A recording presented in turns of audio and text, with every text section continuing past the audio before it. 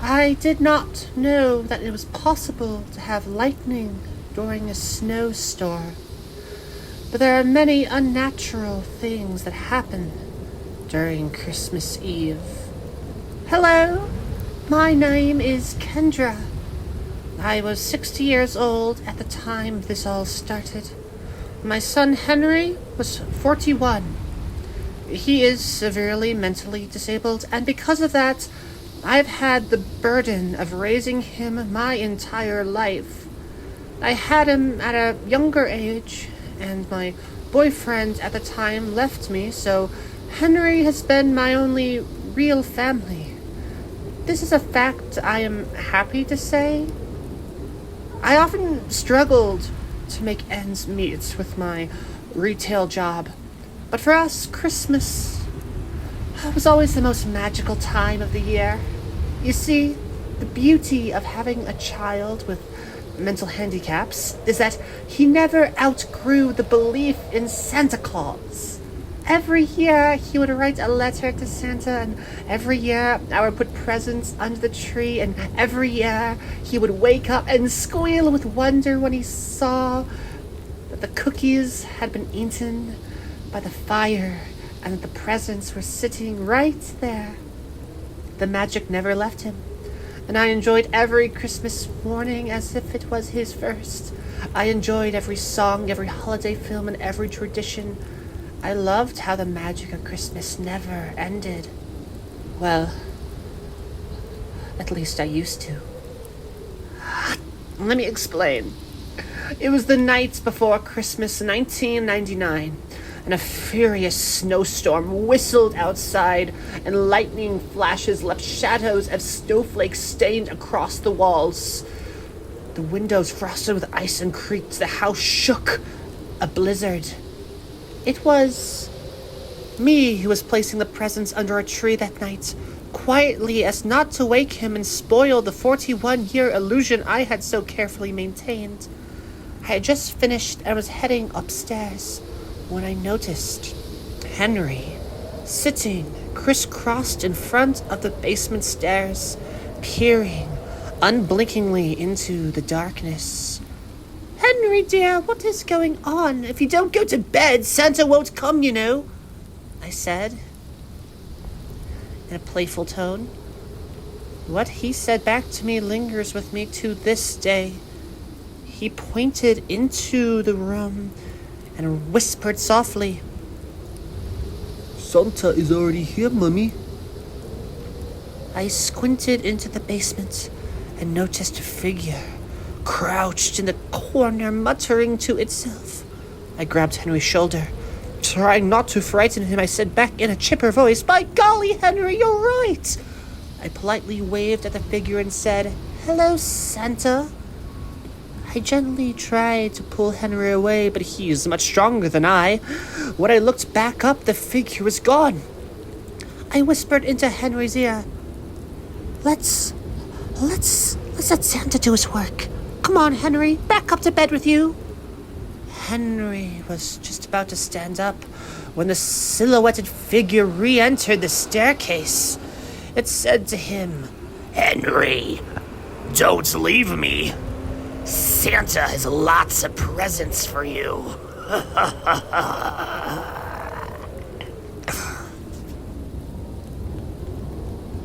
How did it know my son's name? I thought. The figure stood up and let a jolly laugh. That was the perfect imitation of St. Nicholas, but it was too perfect. It was uncanny. The laughter sank into my heart. The figure then crept out of the darkness and revealed himself. He looked exactly like Santa. Big belly, white beard, rosy cheeks, jolly smile, the whole 9 yards. He even had the suit and hat. The man giggled to himself as he caressed my child's cheek. "What do you want for Christmas, sweet man?" Henry smiled innocently at him and chimed, "A Thomas the Tank Engine toy, please." Not letting Henry know anything was wrong, I said to the invader of my home with a smile, "Santa, I think it's time you leave to the next home." Christmas magic only lasts so long, you know. But the man's eyes shot up to mine. I was terrified he was going to attack, but he didn't. Rather, he pleasantly strolled to the front door, opened it up, waved back at Henry, and disappeared into the blinding blizzard. Henry waved goodbye and smiled up to me, saying, I can't believe we just saw Santa. I was in just as much disbelief, but for different reasons. So I led Henry back to bed, kissed him goodnight, and I watched to make sure he was asleep. Once he was, it was 3 a.m. and I was exhausted.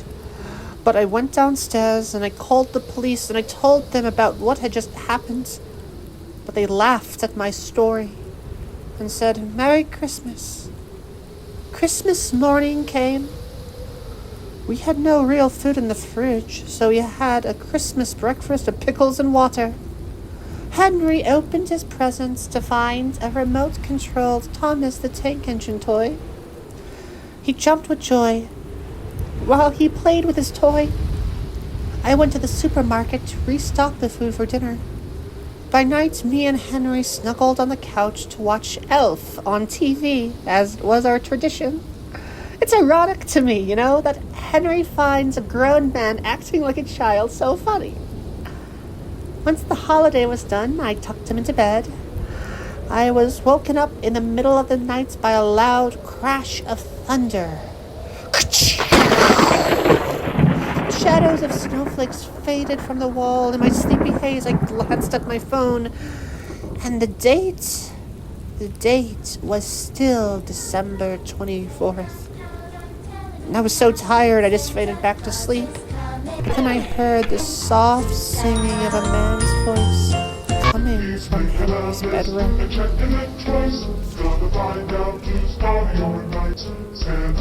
I sprang from bed, grabbed my lamp as a weapon, and burst into his room.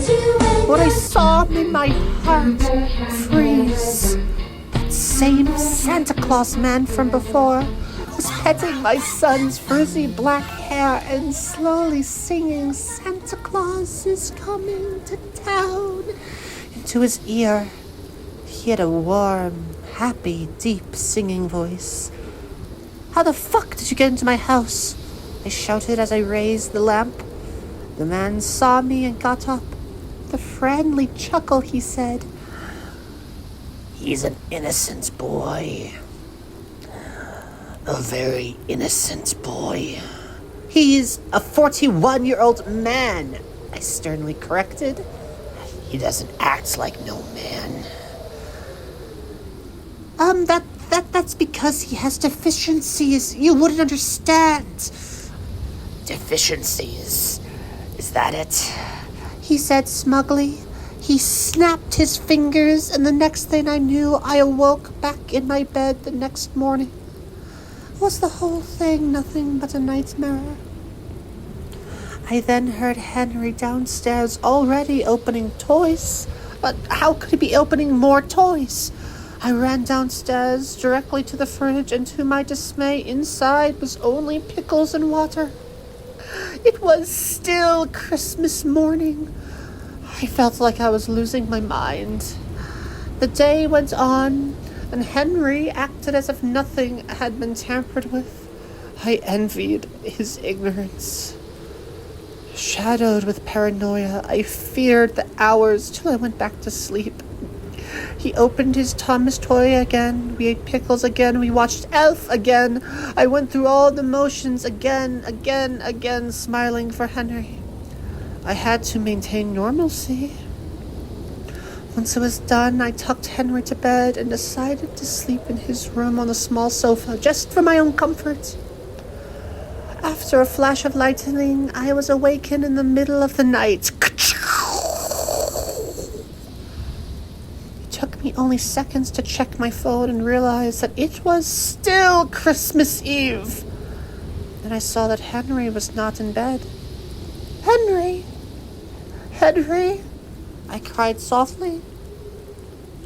I was about to call for a third time, but my voice turned to screams when I saw Henry's arched body floating slowly slowly through the air down the hall. I wish I would have passed out right then, but I didn't get the privilege.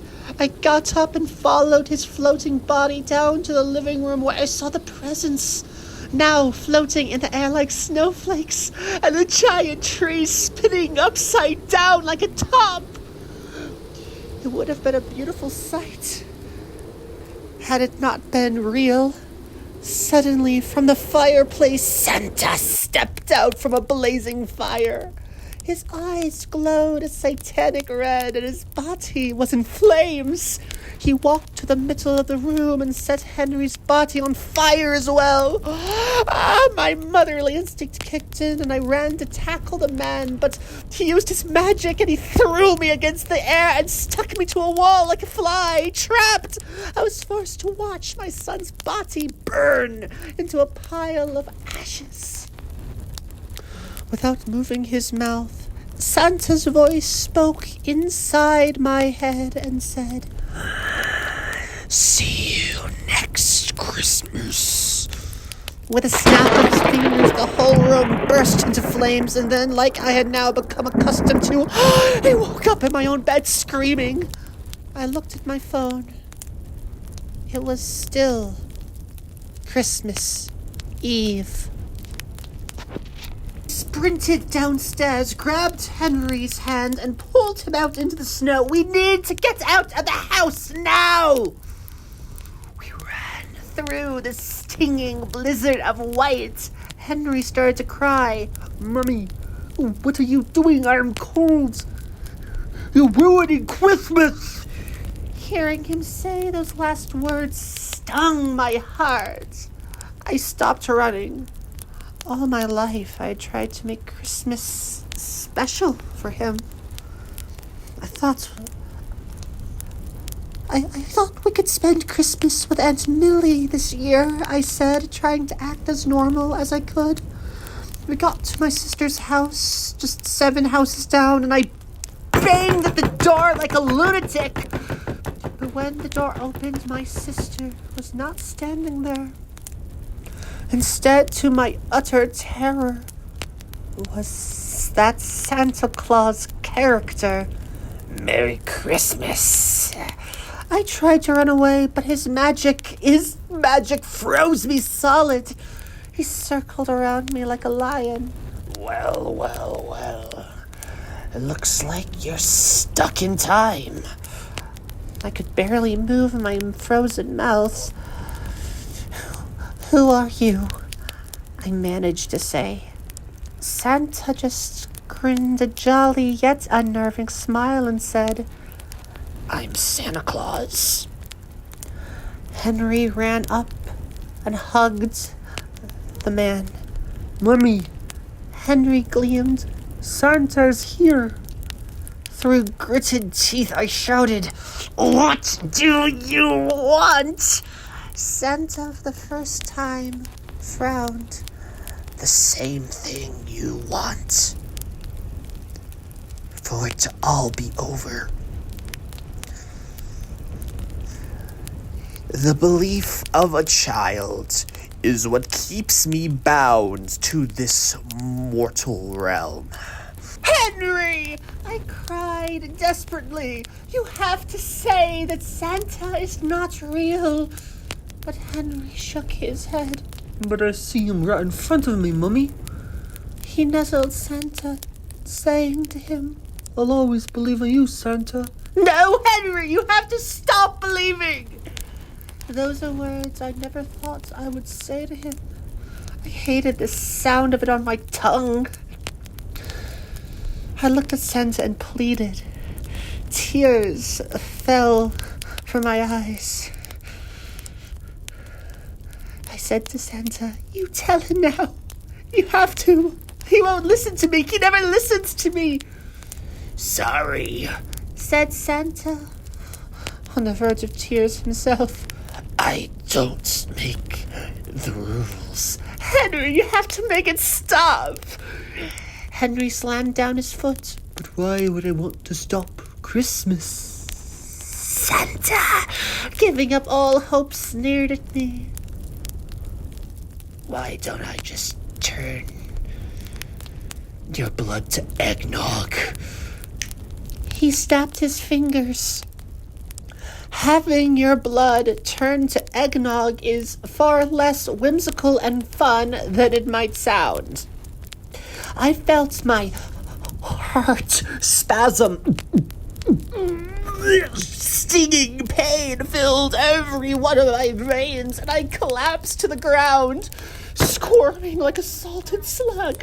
My head rang like a bell, and I saw red and green dots. I felt suffocation all over my body. It was like a stroke, but everywhere, all at once, and burning. Oh, the burning! Santa laughed. My torture was just a game for him. Endless power, endless time. It will do crazy things to people. At first, his laugh was jolly, ho ho ho ho ho ho ho ho ho ho ho. but it slowly mutated into a pained crying. Ho ho ho ho. His voice distorted, and his body turned into a ghost-like demon. Krampus. The sounds, the pain, it was too much, and I felt myself begin to black out. Then I woke up the next morning to the sound of sweet, sweet Henry opening his Christmas presents. He joyfully shouted, Mummy, wake up. It's Christmas. I threw myself into my pillow as tears vomited from my eyes. When I could cry no longer, I climbed out of bed and crept downstairs to see Henry playing with glee as the warm fireplace slowly crackled. I didn't speak a word. I just stood in silence as I slowly began to comprehend the hell that I found myself in. Merry Christmas forever, I sighed.